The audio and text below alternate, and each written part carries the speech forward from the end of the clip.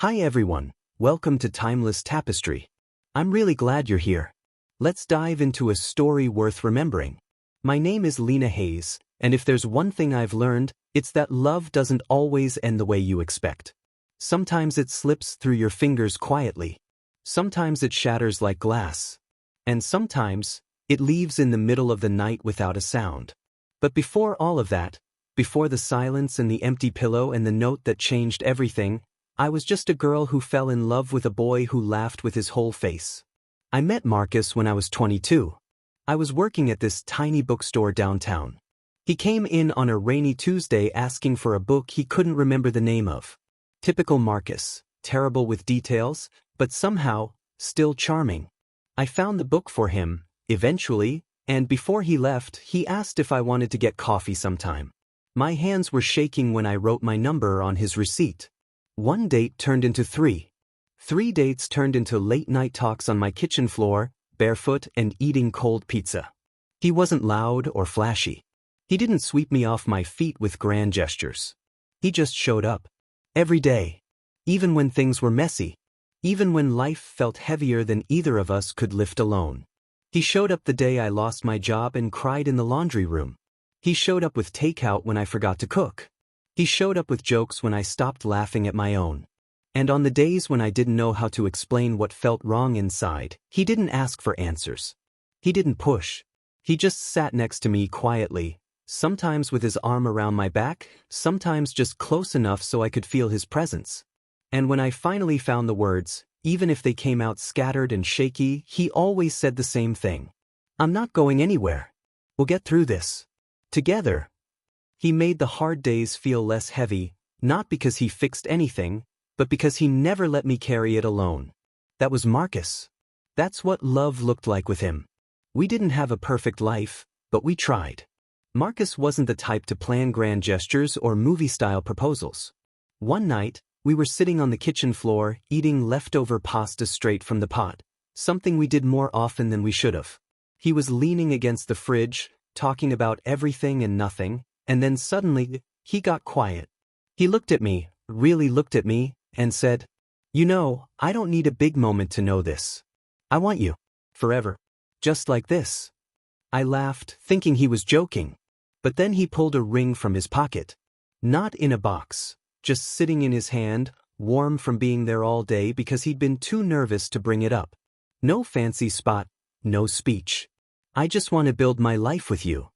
I didn't cry at first. I just nodded, because the answer had always been yes, even before he asked. We didn't have money for a real wedding, and neither of us cared enough to pretend.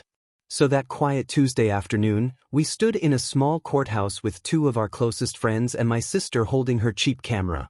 The flash too bright, the photos mostly blurry. I wore a simple white dress I'd found on sale. He wore a shirt he ironed 3 times because he wanted to get it right. We laughed our way through the vows, whispering inside jokes in between the official words. There were no flowers. No aisle. No fancy first dance. Just us. And the promise that whatever came next, we'd face it side by side. We moved into an old, rented house a few weeks later. It had creaky wooden floors that made a sound like the house was talking back to us. A leaky roof that turned every storm into a bucket balancing game. The doors stuck when the weather got too hot. The walls were thin. But it was ours. Those walls heard every version of us. Laughing, arguing, making up, dreaming about the kids we'd raise one day. We'd sit barefoot on the floor with mugs of cheap coffee, talking about the trips we'd take, the books we'd write, the business he said he'd start someday. We built a world in that space. A world made of things that didn't cost much, but meant everything. Inside jokes no one else understood. Mornings where he'd wake up before me just to make the coffee the way I liked it, 2 spoons of sugar, not stirred all the way. Evenings where we danced in the kitchen to music playing from a phone with cracked speakers. And for a long time, I believed nothing could touch us. That all the things we planned, the road trips, the garden in the backyard, the baby with his smile, were too real to ever fall apart. Until life showed us otherwise. Then the years passed. And life got harder in that slow way no one warns you about. We had good days, sure. But somewhere in the middle of the bills, the repairs, the waiting for life to get easier, something shifted. The loud love we started with turned quiet. Then the quiet turned into almost nothing. But still, he was there. He was Marcus. My steady place in a world that spun too fast. So the day I woke up and he wasn't there, it felt like the ground had forgotten how to hold me. That morning, I woke up to the smell of coffee, his usual blend, but something felt off. No humming down the hallway. No soft footsteps near the fridge. His shoes weren't by the door. His jacket wasn't on the chair. And beside my mug on the kitchen counter was a small folded note. Just 4 words. Don't look for me.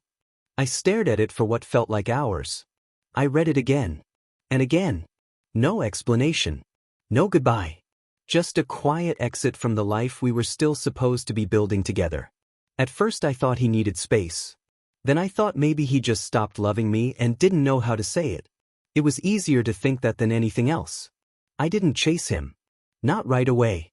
I told myself love wasn't about holding on tight, that maybe this was me giving him room to breathe. Still, every night I left the porch light on, just in case he found his way back home. Days turned into weeks.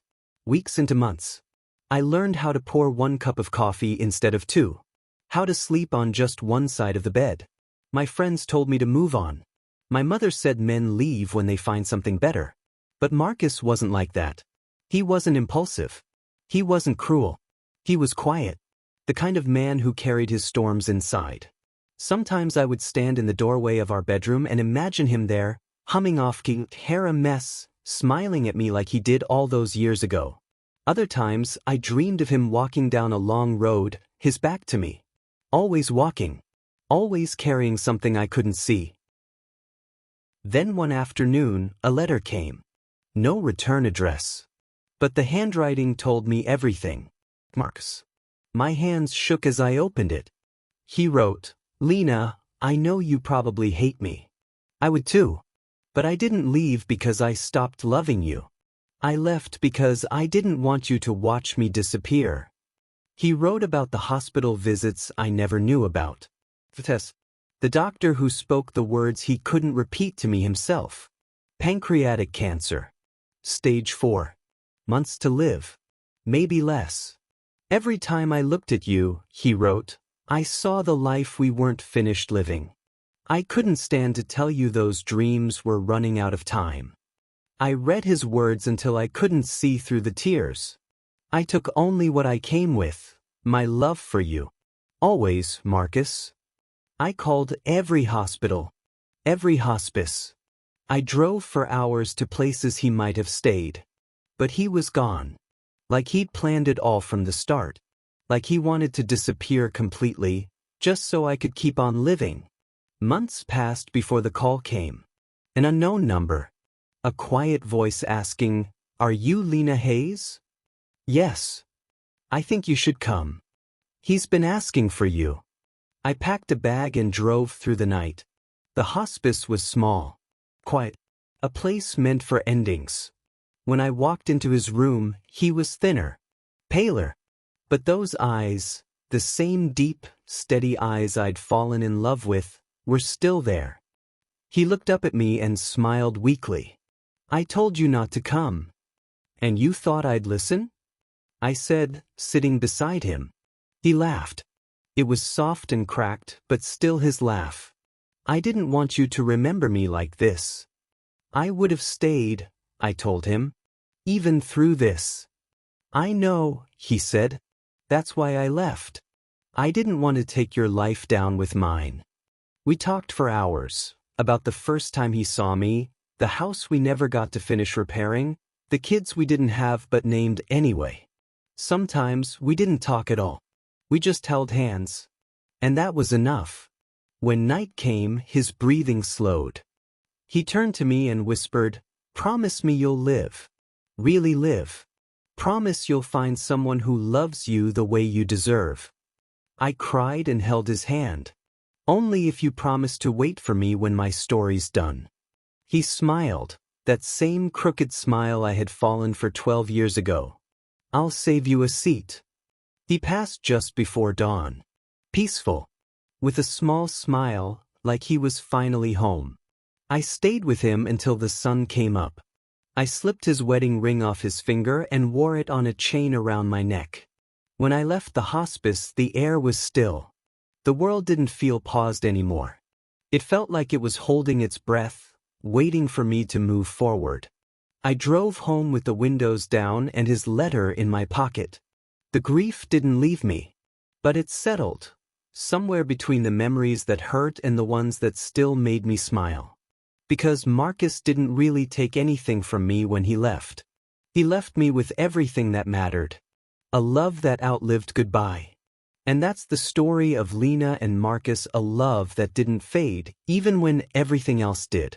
If this story touched you, or reminded you of someone you've loved and lost, you're not alone. Grief has a way of changing shape. It never really leaves, but sometimes, it becomes something softer, something you carry with you, like a ring on a chain, or a name in a quiet prayer. Thank you for listening.